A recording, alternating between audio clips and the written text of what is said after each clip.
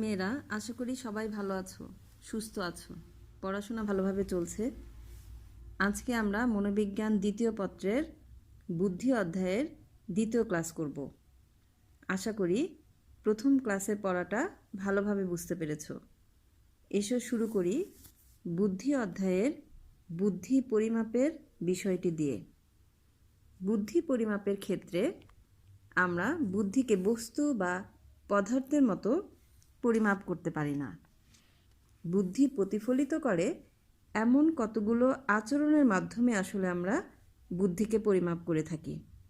আসলে আমরা মানুষের আচরণের মাধ্যমে যা কিছু পরিমাপ করি তা হলো একজন ব্যক্তির কর্মসম্পাদন। একজন ব্যক্তির কর্মসম্পাদনই তার অভ্যন্তরীণ ক্ষমতাসমূহকে নির্দেশ করে। তাহলে এই বুদ্ধি পরিমাপের বিষয়ে প্রথম বিজ্ঞানসম্মত উপায়ে এই বুদ্ধি পরীক্ষার ভিত্তিপ্রস্তর স্থাপন করেন স্যার ফ্রান্সিস গ্যালটন, যার বুদ্ধাঙ্ক ছিল 200। এরপর বিজ্ঞানসম্মত বুদ্ধি পরীক্ষার উদ্ভাবক হিসেবে আমরা ফরাসি মনোবিজ্ঞানী আলফ্রেড বিনের নাম উল্লেখ করতে পারি।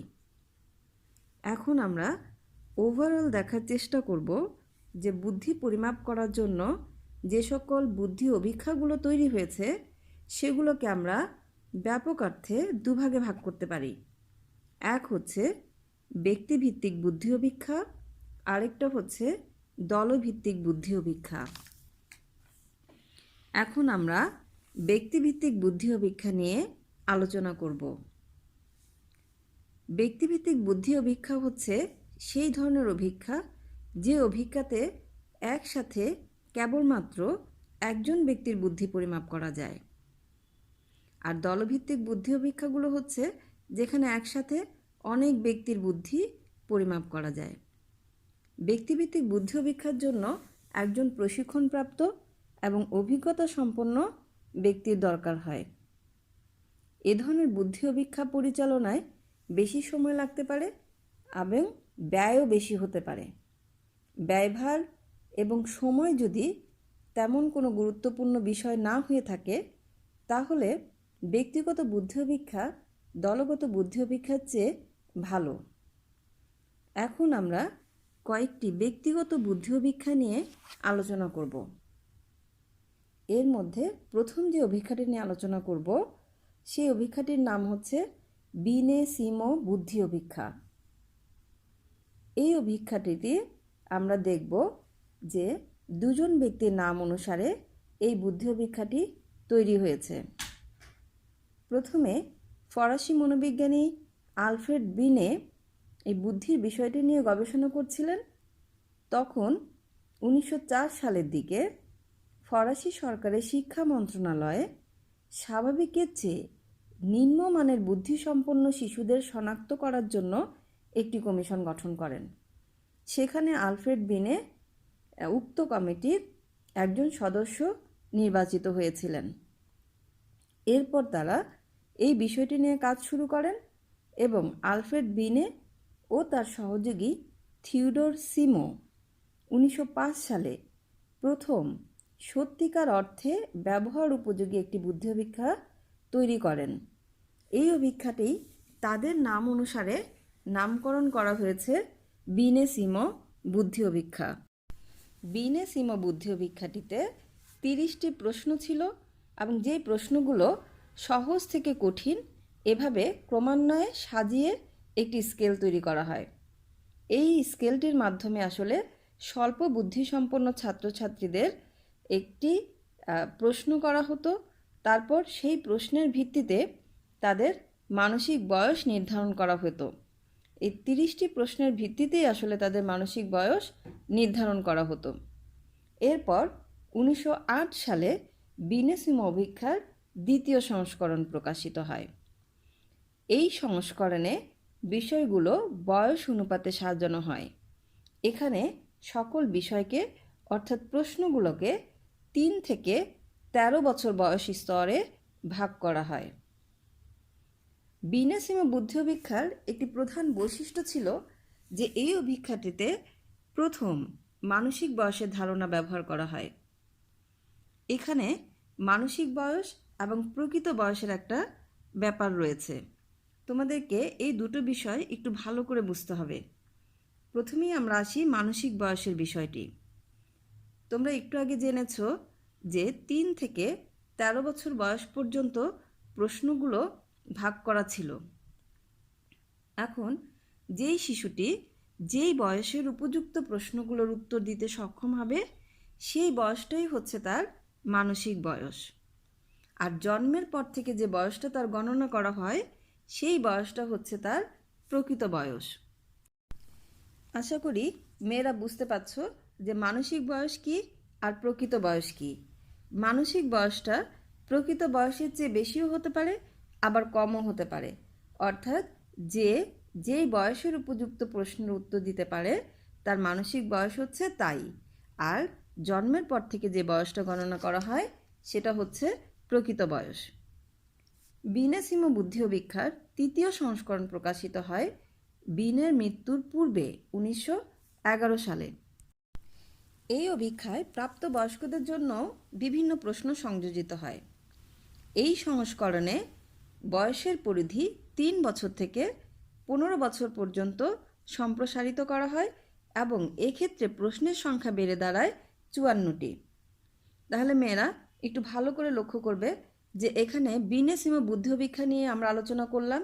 এই অভিক্ষাটি প্রথম তৈরি হয়েছিল 1905 সালে, এরপর এর দ্বিতীয় সংস্করণ হয় 1908 সালে এবং তৃতীয় সংস্করণ হয় 1911 সালে। তোমরা ভালো করে লক্ষ্য করবে যে সংস্করণগুলোতে বয়সের ক্রমগুলো কত থেকে কত পর্যন্ত হয়েছে এবং এক্ষেত্রে প্রশ্নের সংখ্যাও বেড়েছে না কমেছে, এই বিষয়টি ভালো করে মনে রাখার চেষ্টা করবে। এরপর আমরা আসি স্ট্যানফোর্ড বিনে বুদ্ধি অভিক্ষা নিয়ে। আমেরিকার স্ট্যানফোর্ড বিশ্ববিদ্যালয়ের অধ্যাপক এল.এম.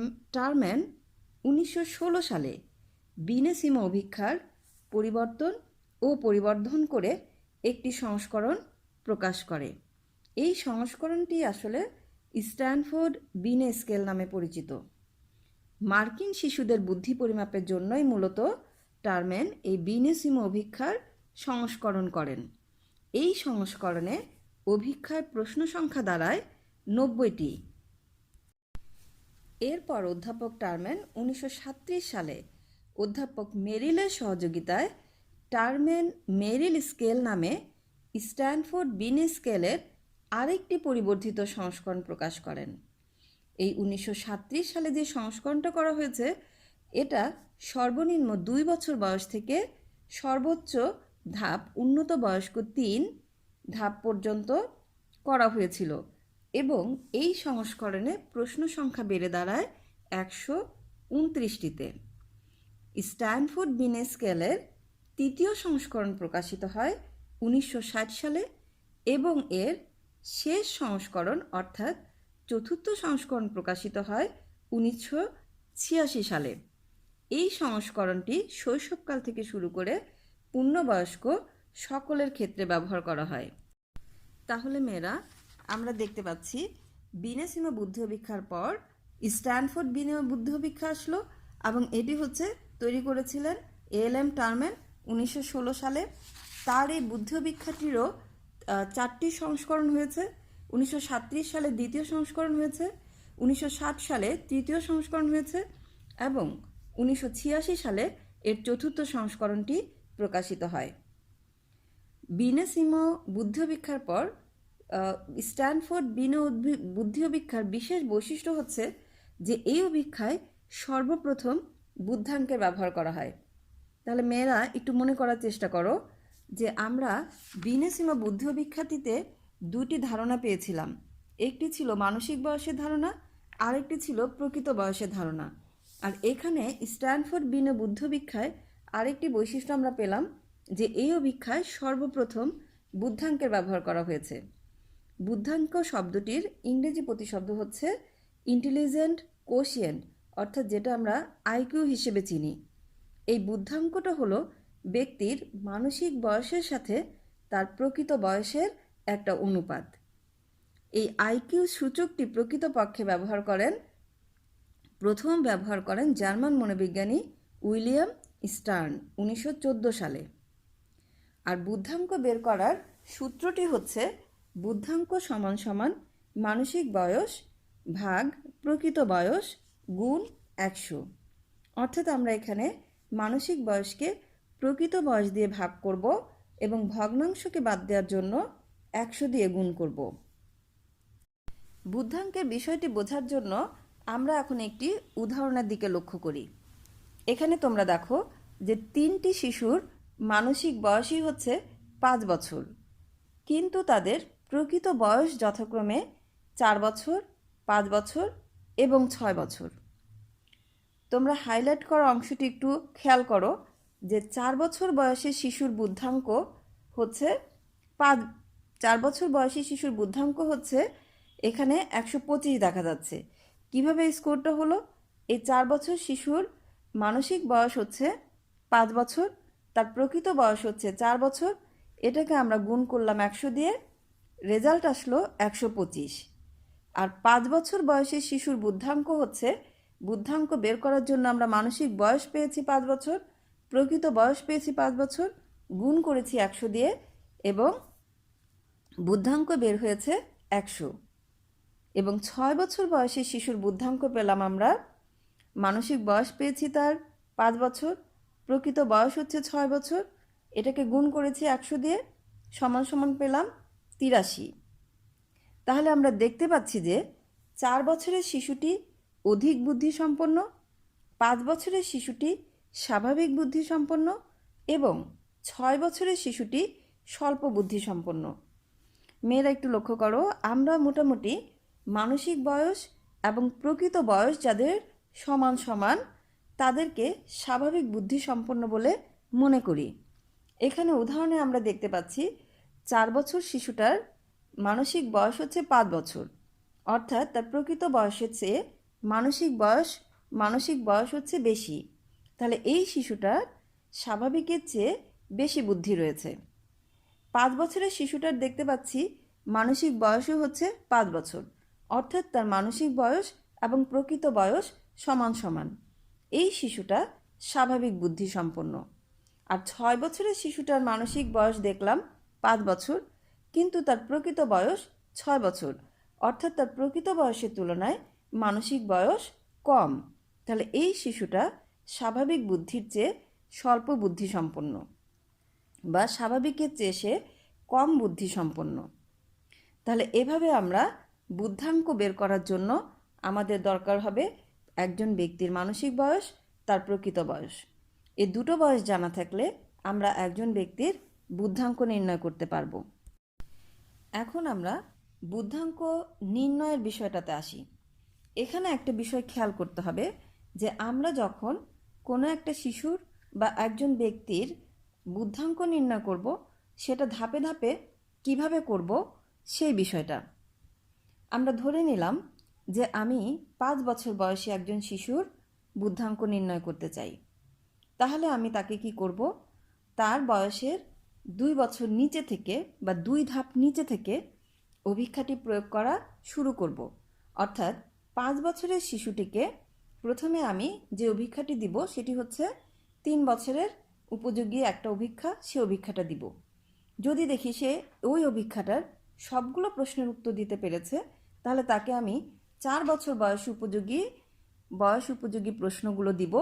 যদি দেখি সে 4 বছরেরও সবগুলো প্রশ্নের উত্তর দিতে পেরেছে, তখন আমি তাকে 5 বছর বয়স উপযোগী অভিক্ষাটি প্রয়োগ করব।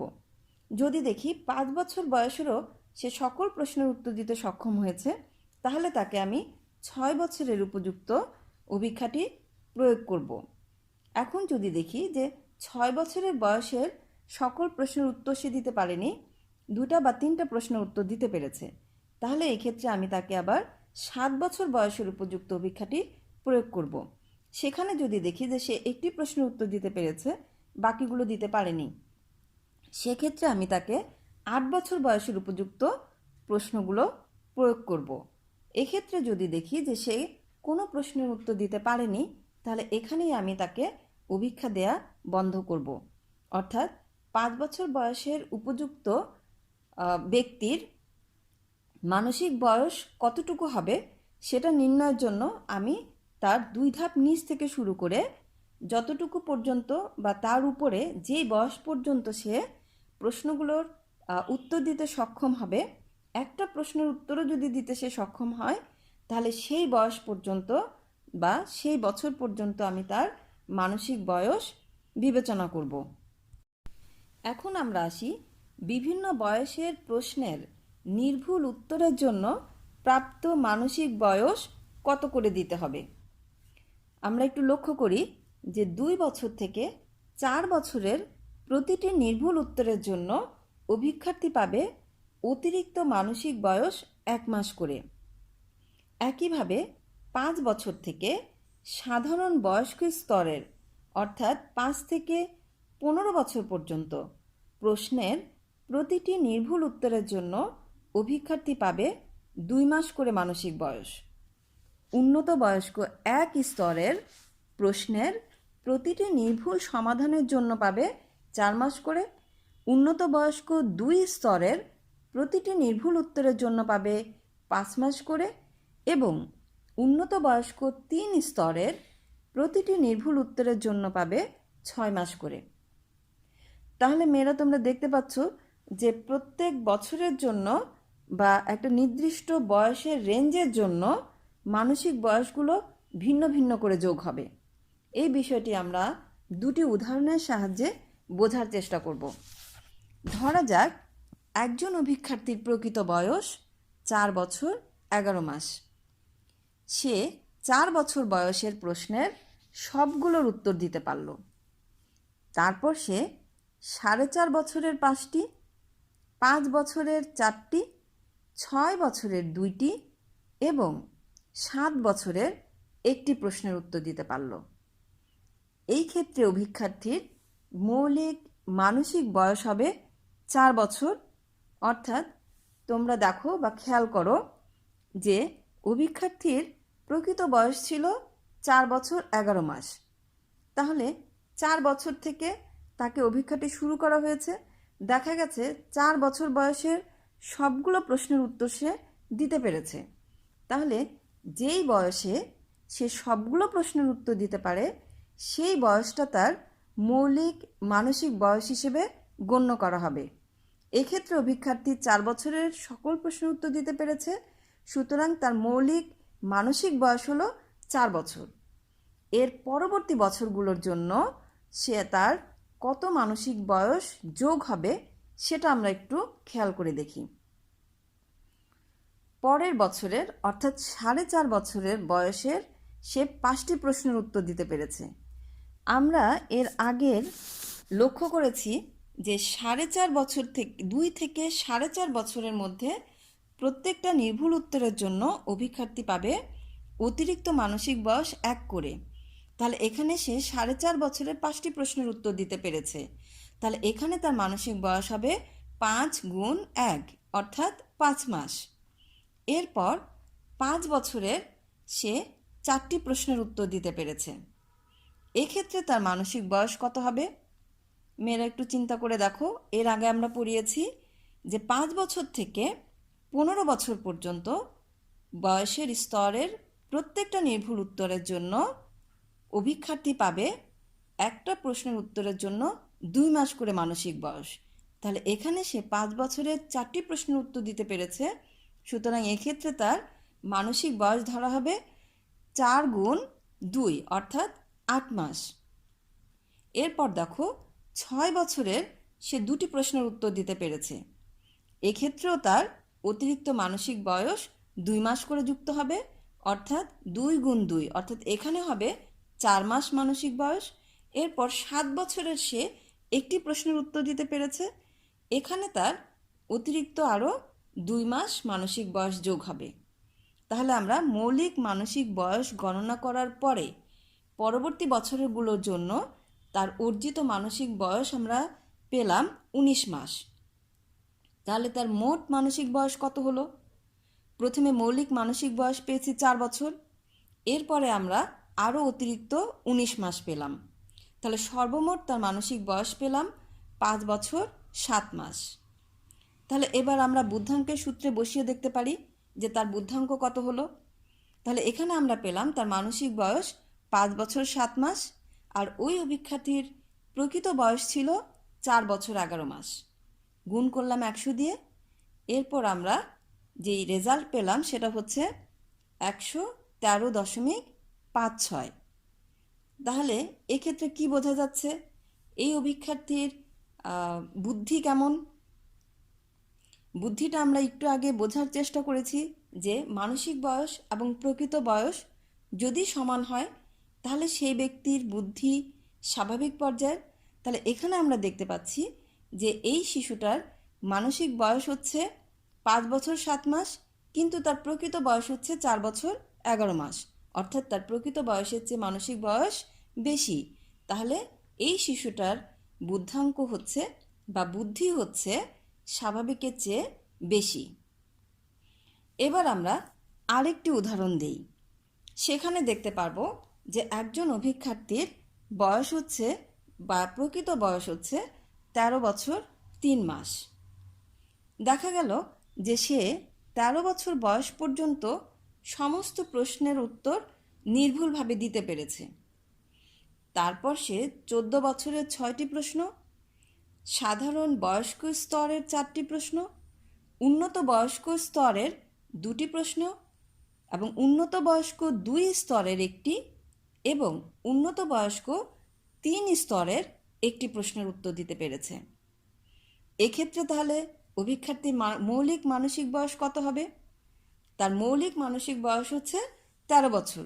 তোমরা একটু খেয়াল করে দেখো, একটু আগে বলেছি যে 13 বছর বয়স পর্যন্ত সে সমস্ত প্রশ্নের উত্তর দিতে পেরেছে।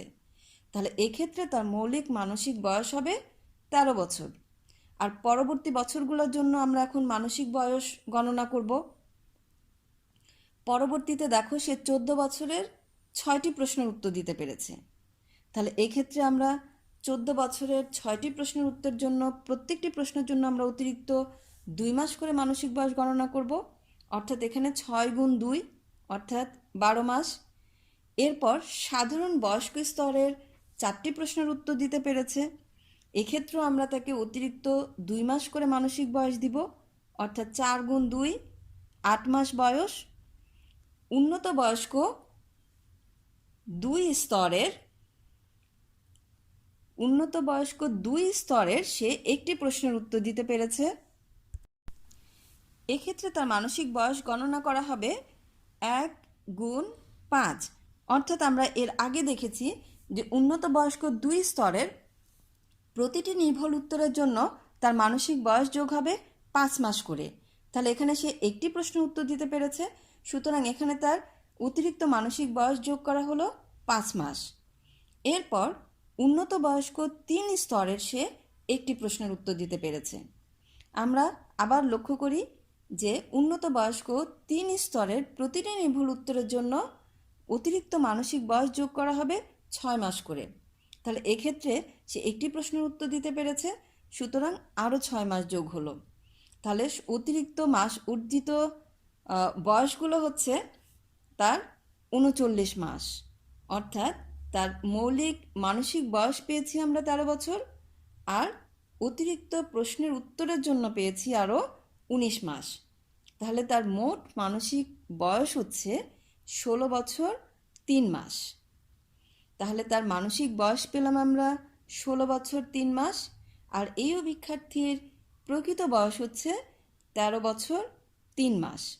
তাহলে এবার আমরা বুদ্ধাঙ্কের সূত্রে বসিয়ে ফেলি এবং এটাকে ভাগ করে 100 দিয়ে গুণ করি।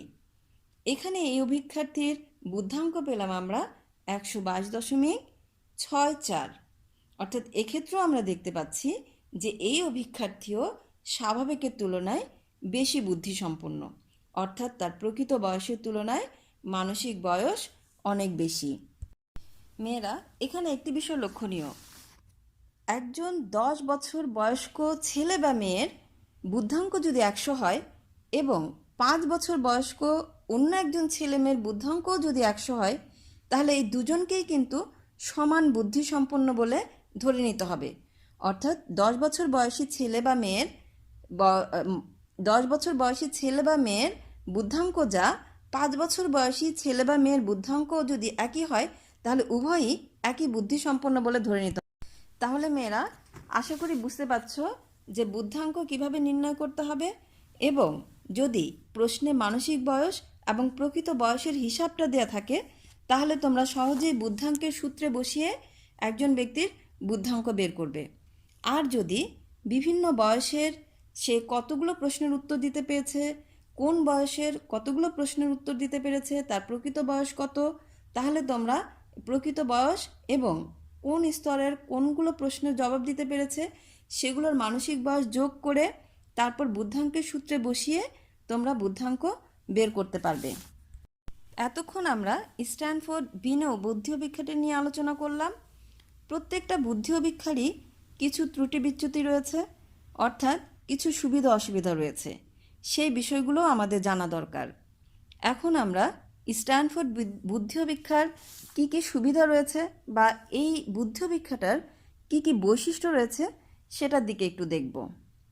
এই অভিক্ষাটি একটি বহুল ব্যবহৃত বুদ্ধি অভিক্ষা, অর্থাৎ অনেক বেশি ব্যবহার করা হয়।